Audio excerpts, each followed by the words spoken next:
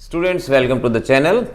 आज के इस वीडियो के अंदर मैं आपको सिखाने वाला हूँ हाइब्रिडाइजेशन फाइंड आउट करने का शॉर्ट मेथड। आप किस तरह से बहुत जल्दी से जल्दी हाइब्रिडाइजेशन को बता सकते हैं। तो आइए जानते हैं किस तरह से सीखना है। क्लास 11th के अंदर केमिकल बॉन्डिंग में हाइब्रिडाइजेशन फाइंड आउट करना आएगा। क्लास 12th में पी ब्लॉक चैप्टर के अंदर हाइब्रिडाइजेशन फाइंड आउट करना आएगा। जब आप किसी कंपाउंड का स्ट्रक्चर बनाते हैं तो आप हाइब्रिडाइजेशन फाइंड आउट करना सीखते हैं। तो इस तरह से हाइब्रिडाइजेशन का टॉपिक एक पूरी तरह से इम्पॉर्टेंट टॉपिक है इनऑर्गेनिक केमिस्ट्री और ऑर्गेनिक केमिस्ट्री के लिए। तो आपको इस टॉपिक को बहुत अच्छे से सीखने की कोशिश करनी है। सबसे पहले आप सीखिएगा steric number method. Steric number method से आप हाइब्रिडाइजेशन बहुत आसानी से निकाल सकते हैं। स्टेरिक नंबर आखिर किसे कहा जाता है ये आपको पता हो। स्टेरिक नंबर का मतलब होता है किसी भी मॉलिक्यूल में सेंट्रल एटम पे कितने लोन पेयर हैं प्लस उससे कितने एटम अटैच हैं। तो आपको स्टेरिक नंबर में देखना है number of lone pair, number of lone pair on central atom.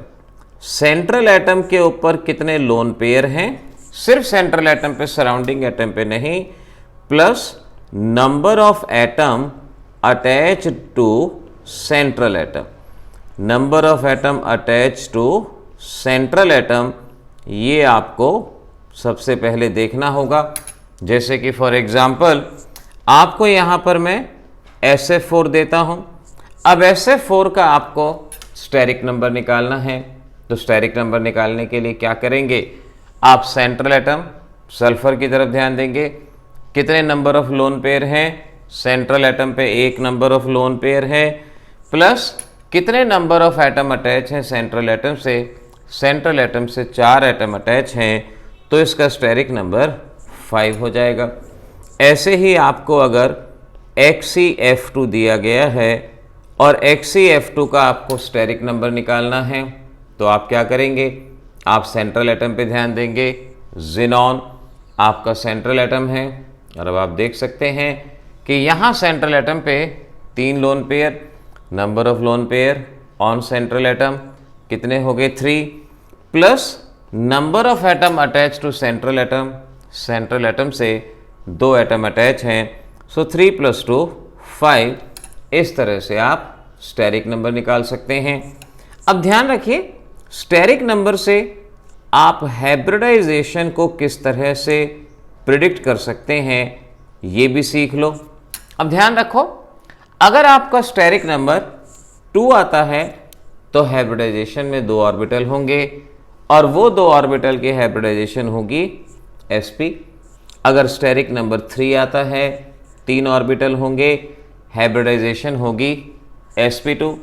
अगर 4 आता है 4 ऑर्बिटल, हाइब्रिडाइजेशन sp3। 5 आता है तो ये होगी sp3d। स्टेरिक नंबर 6 आता है तो sp3d2। 7 आता है तो sp3d3। हम स्टेरिक नंबर मेथड से अपनी मेन हाइब्रिडाइजेशन को बता सकते हैं जिन्हें आउटर ऑर्बिटल हाइब्रिडाइजेशन कहा जा सकता है।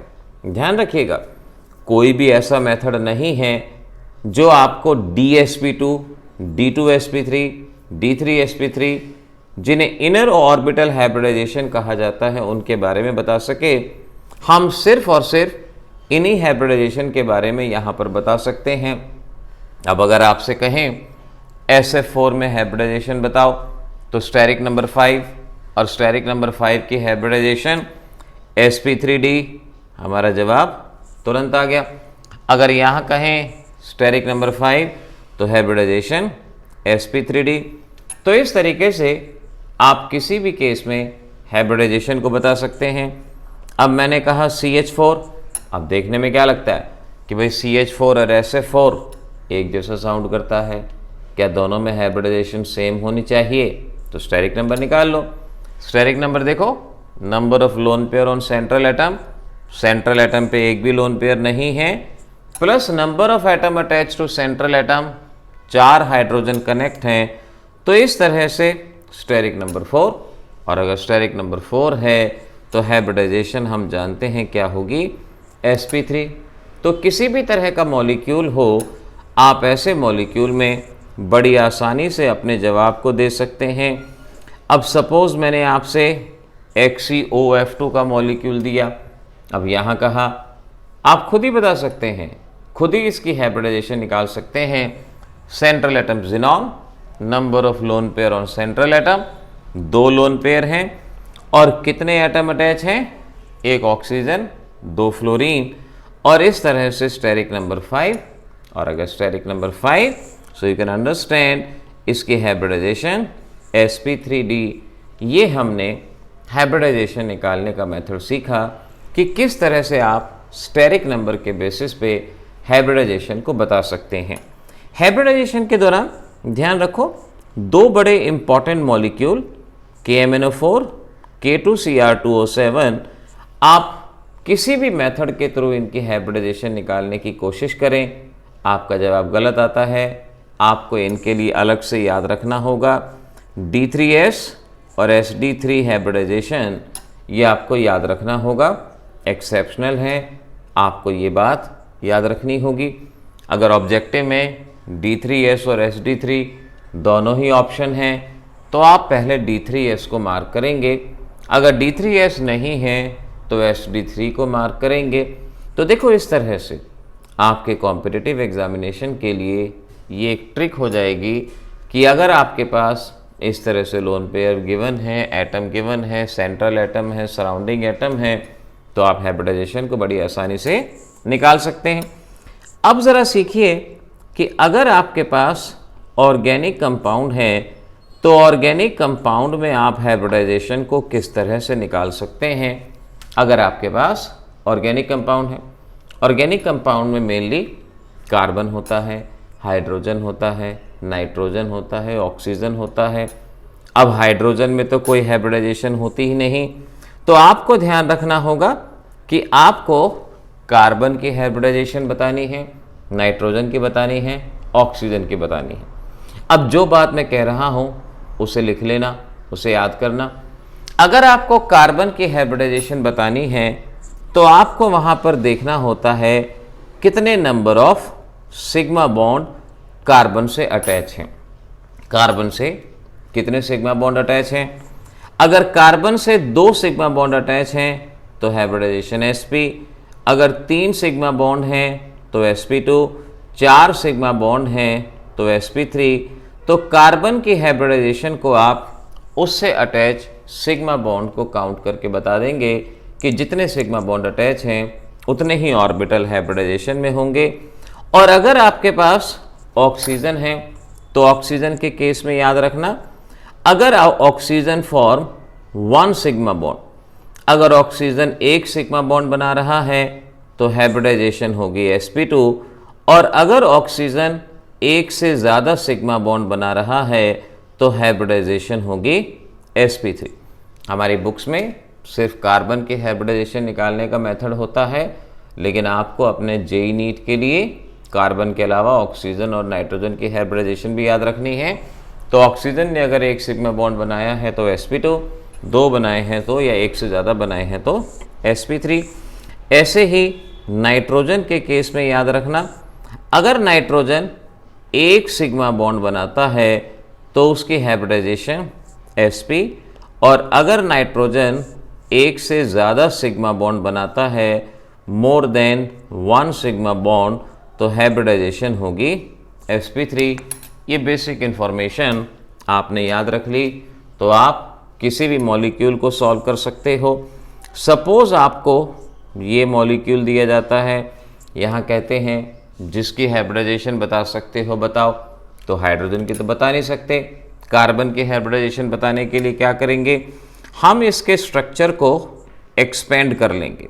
CH3 का मतलब 3 हाइड्रोजन और यहाँ नाइट्रोजन, इस तरह से। बस अब देख लो, कार्बन के पास सेंट्रल एटम है, कितने सिग्मा बॉन्ड, 1 2 3 4। कार्बन ने 4 सिग्मा बॉन्ड बनाए, और अगर कार्बन 4 सिग्मा बॉन्ड बनाता है तो इस कार्बन के हाइब्रिडाइजेशन sp3। नाइट्रोजन का देखो कितने सिग्मा बॉन्ड, 3, 1 2 3। और अगर नाइट्रोजन 1 से ज़्यादा सिग्मा बॉन्ड बनाता है तो उसकी हाइब्रिडाइजेशन भी sp3। इस तरह से आप यहाँ कार्बन और नाइट्रोजन दोनों के हाइब्रिडाइजेशन को प्रेडिक्ट करेंगे, दोनों के हाइब्रिडाइजेशन को बताएंगे। सिमिलरली आपसे कहा गया CH3 CH double bond CH और साथ में गिवन है आपको OH। अब आपको हाइब्रिडाइजेशन बतानी है, बस सिंपल सी बात, स्ट्रक्चर को बॉन्ड की फॉर्म में बना ले। CH3 का मतलब कार्बन से अटैच 3 हाइड्रोजन, यहाँ 1 हाइड्रोजन, यहाँ 1 हाइड्रोजन और ये OH। अब काउंट करो, कार्बन ने 1 2 3 4 4 सिग्मा बॉन्ड बनाए हैं, तो 4 सिग्मा बॉन्ड में इसकी हाइब्रिडाइजेशन sp3। यहाँ इस कार्बन ने एक पाई बॉन्ड बनाया है, पाई बॉन्ड को पहले ही हटा दो। कितने सिग्मा बॉन्ड? 1 2 3। और अगर कार्बन के 3 सिग्मा बॉन्ड हैं तो ये sp2, तो ये sp3 हुआ, ये sp2। इस कार्बन के भी 3 sigma bond, so we can say this is sp3, this is sp2, this is sp2। Oxygen देखो, ऑक्सीजन ने 2 सिग्मा बॉन्ड बनाए हैं। अगर oxygen more than 1 sigma bond बनाता है तो हाइब्रिडाइजेशन sp3। तो इस तरह से आप किसी भी ऑर्गेनिक मॉलिक्यूल के अंदर हाइब्रिडाइजेशन को प्रिडिक्ट कर सकते हैं, बता सकते हैं। तो बच्चों ये मैंने आपको ट्रिक सिखा दी, किस तरह से आप बहुत जल्दी हाइब्रिडाइजेशन के फॉर्मेशन को बता सकते हैं, प्रेडिक्ट कर सकते हैं। तो आज की वीडियो के लिए इतना ही, मिलेंगे नेक्स्ट वीडियो में, तब तक के लिए ऑल द बेस्ट।